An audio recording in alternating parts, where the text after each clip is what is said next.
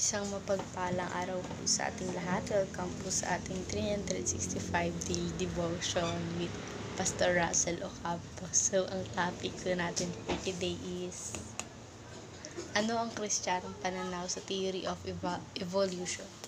And may concept po ito na Darwinian evolution. The general theory of evolution, see also macroevolution, named after Charles Darwin, the British naturalist who expounded this theory in 1859 in his Origin of Species by Means of Natural Selection. And may kita po natin to sa Genesis chapter 1 verse 27.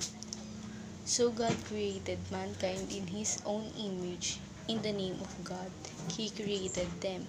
Male and female, He created them. Sa Tagalog po, nilalang nga ng Diyos ang taong ayon sa kanyang larawan. Sila'y kanyang nilalang na isang lalaki at isang babae. Ngayon naman po, i-share ko po yung mga natutunan ko sa naging topic po natin for today. Simulan po natin sa teaching na ibinigay po ni Pastor Russell.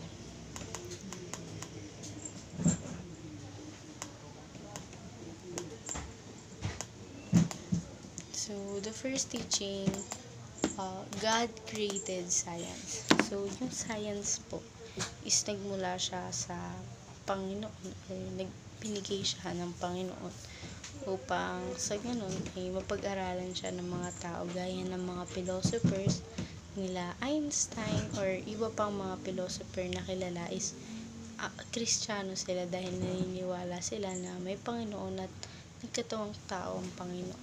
And masasabi natin na through that, isa po silang Christian. Sa second teaching, secular education is na neutral. So, yung mga pinag-aaralan po na sa school is not neutral po na sinasabi na kagaya ng pinag-aaralan natin noong nakaraan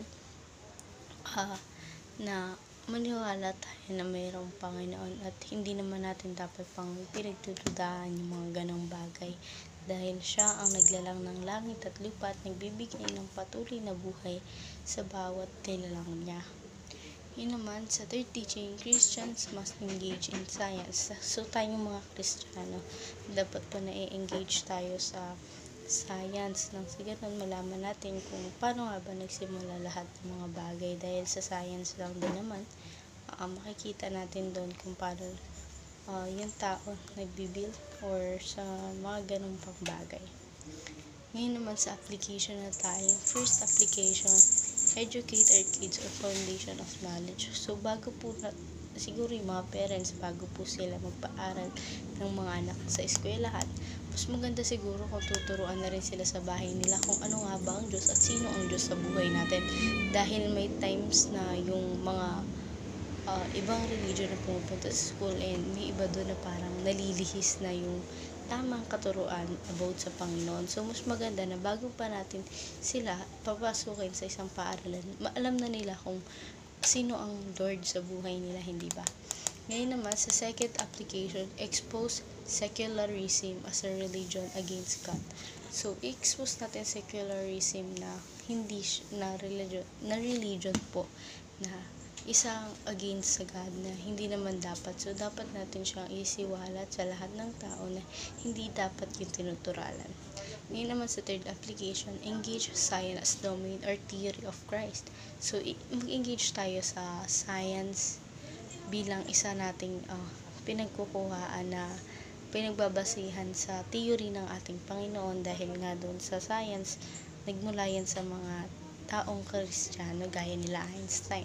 Ngayon naman sa discussion na po tayo, how can Christians actively engage in science while stay faithful to God?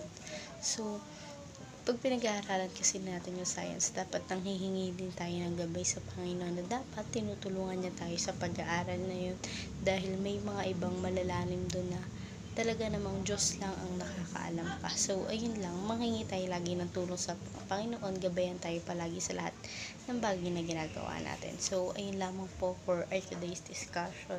Thank you for watching.